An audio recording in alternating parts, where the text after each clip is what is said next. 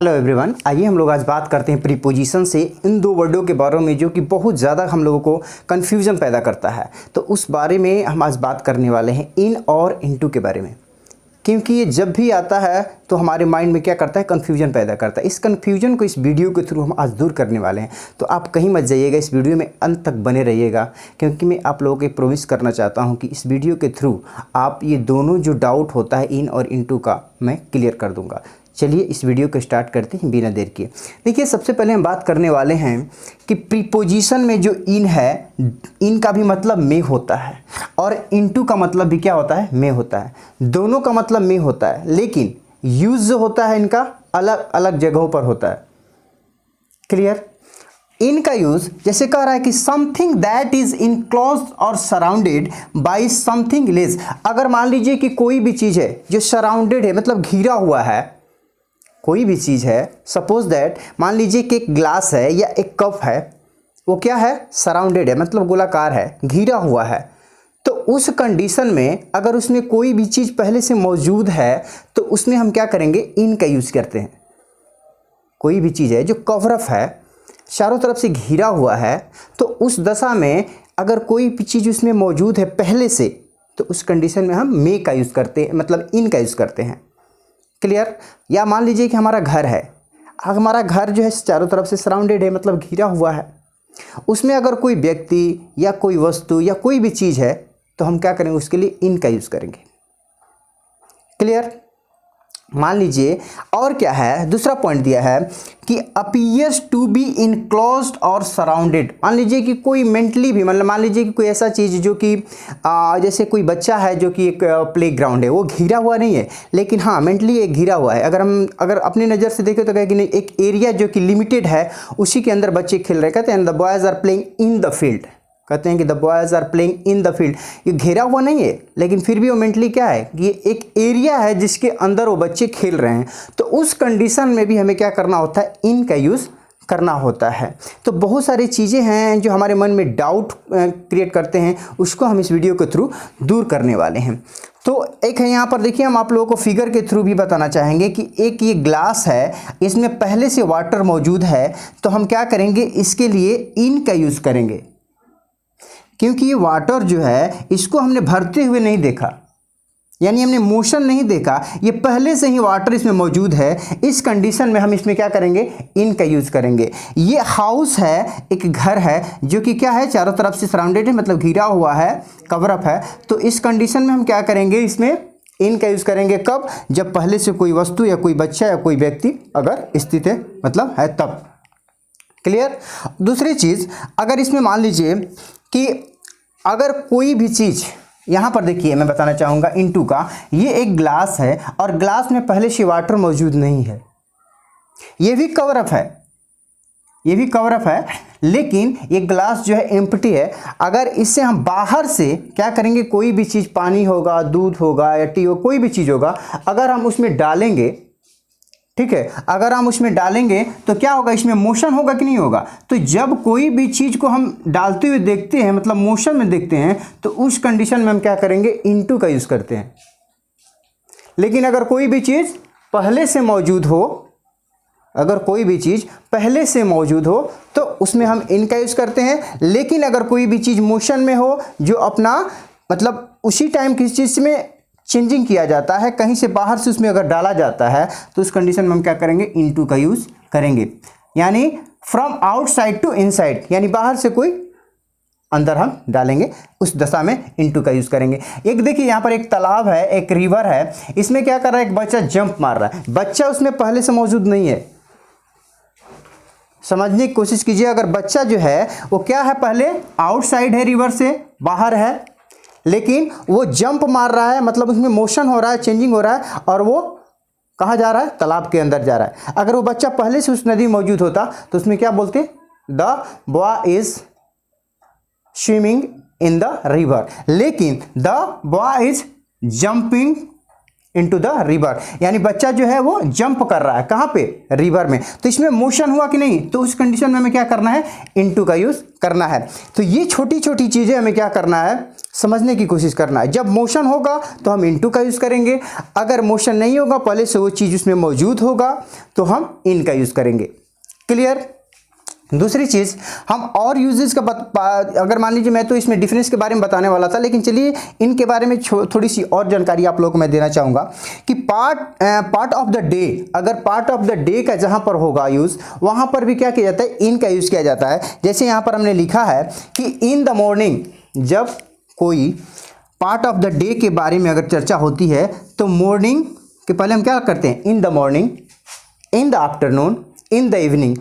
एक चीज़ यहाँ पर ध्यान देने की ज़रूरत है, अगर नाइट की बात होती है, जनरल नाइट की बात होती है, तो उसमें क्या होता है, एट नाइट कहते हैं। क्या कहते हैं, एट नाइट कहते हैं। इन नाइट कब कहेंगे, इन द नाइट कब कहेंगे, जब कोई स्पेशल नाइट हो, जो खास कोई नाइट हो, स्पेशल अगर रात हो, उसके लिए हम क्या करते हैं, इन द नाइट का यूज़ करते हैं। लेकिन जनरली अगर कहा जाए तो एट नाइट का यूज़ हम करते हैं। क्लियर। दूसरा कह रहा है कि पीरियड ऑफ द टाइम, अगर टाइम का बोध कराने के लिए, जैसे in the week, in the month, in the year, in the season, ठीक है, उस कंडीशन में हमें क्या करना होता है, इन का यूज करना होता है। In the week, in the month, in the year, in the season. Clear. उसके बाद बिग सिटी के लिए, ये तो इतना चीज़ तो आप लोग मतलब जनरली चीज़ है, आप लोगों को पता ही होगा। अगर बड़ा कोई सिटी हो, बड़ा शहर हो, किसी कंट्री में दिखाने के लिए, उसमें भी हमें इन का यूज करना होता है। जैसे आई लिव इन इंडिया, ठीक है, I live in Patna, I live in Delhi, I live in Mumbai.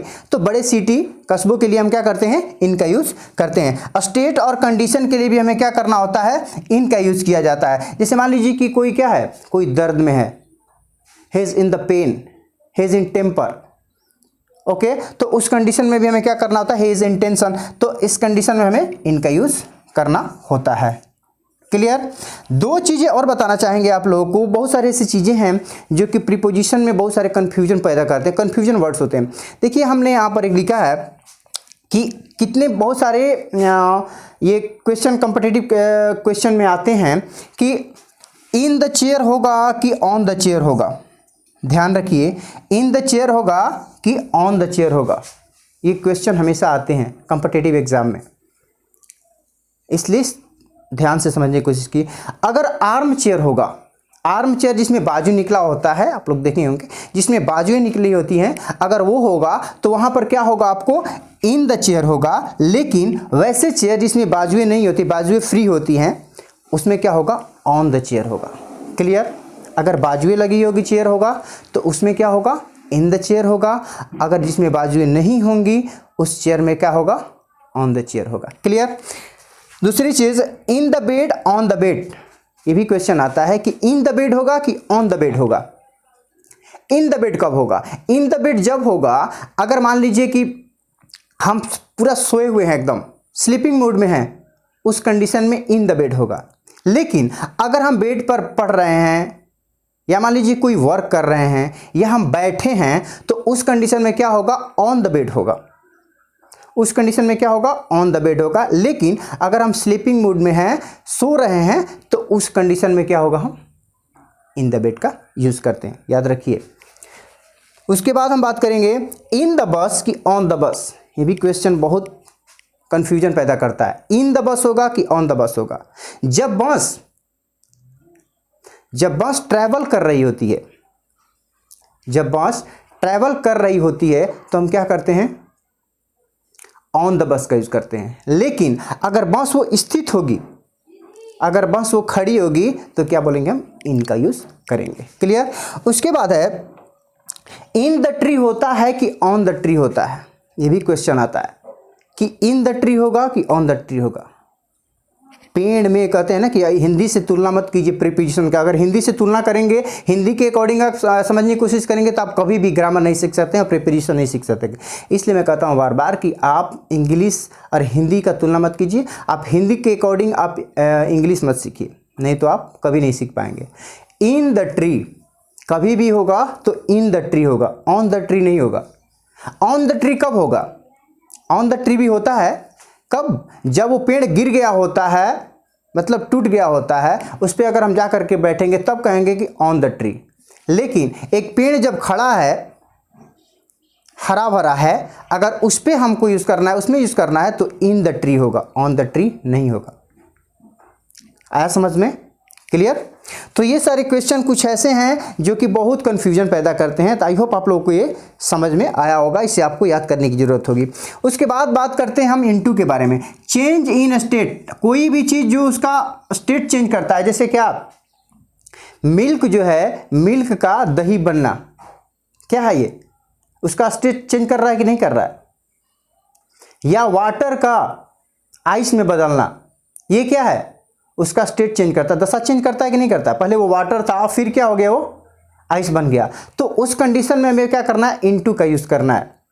या मान लीजिए हम लिखते हैं कि translate into English, translate into English, यानी वो पहले हिंदी था, अब उसको क्या करना है? इंग्लिश में चेंजिंग करना है। तो ऐसे ऐसे जगहों पर हमें इनटू का यूज़ करना होता है। क्लियर? आई होप आप लोगों को समझ में आ रहा होगा। जैसे मैंने कहा put the T into the cup. अगर मान लीजिए एक ये कप है, ठीक है, इसमें टी नहीं है, हमने क्या किया कि इसमें टी दूसरे कोई बर्तन से डाला, तो यहां पर हम क्या करेंगे? इनटू का यूज़ करेंगे, ना कि हम इन का यूज़ करेंगे, क्योंकि पहले से यहां पर टी मौजूद नहीं है। तो उस कंडीशन में क्या होगा? इनटू का यूज़ होगा। अगर पहले से टी यहां मौजूद होता इसमें तो इनका यूज़ करते हैं, ठीक है। तो इससे हम क्या बोलेंगे? मोशन बोलेंगे, क्योंकि इसमें मोशन हो रहा है, कोई चीज़ बाहर से फ्रॉम आउटसाइड टू इनसाइड, मतलब बाहर से कोई चीज़ उसमें अंदर डाला जा रहा है। तो आई होप कि इस छोटे से वीडियो में आप लोग की जो कन्फ्यूजन है इन और इनटू के बारे में वो समझ में आई होगी, क्योंकि बहुत ही क्लियर वे में मैंने आप लोगों को बताया कि कहाँ पर इन, जब कोई भी चीज़ पहले से किसी भी सराउंडेड यानी घिरी हुई चीज़ में उपस्थित होती है, पहले से मौजूद होती है, तो उस दशा में हमें क्या करना होता है? इन का यूज़ करना होता है। अगर कोई भी चीज़ जो कि सराउंडेड है और उसमें पहले से कोई भी चीज़ मौजूद नहीं है, उसमें क्या होता है? मोशन हो रहा है, तो उस कंडीशन में हमें क्या करना होता है? इनटू का यूज़ करना होता है। या स्टेट में जैसे कोई भी चीज़ को दूसरे चीज़ में हम कन्वर्ट करते हैं, तो उस दशा में क्या होता है? इनटू का यूज़ किया जाता है। तो आई होप आप लोगों की छोटे से वीडियो में जो कन्फ्यूजन है इन और इनटू में, ये दोनों में डिफरेंस जो है उसमें आप लोगों को समझ में आया होगा, और कौन सा वर्ड इन कहाँ पे यूज़ करना है, कहाँ पे इनटू यूज़ करना है, वो आप लोगों को समझ में आ गया होगा। अगर आपको मेरी वीडियो पसंद आती हो तो आप हमारे वीडियो को लाइक, शेयर और सब्सक्राइब जरूर करें, ताकि दूसरे बच्चे भी इसे लाभ उठा सके, क्योंकि अभी तक आप लोग का प्यार मुझे बहुत मिलता आ रहा है, और मैं आगे भी उम्मीद करता हूं कि आप लोग हमें ज़रूर प्यार देंगे, ताकि हमारा भी हौसला बढ़े और हम भी अपना 100% दे सकें, ताकि सभी बच्चे इसे लाभ उठा सकें इस लॉकडाउन में। Thank you, best of luck, जय हिंद।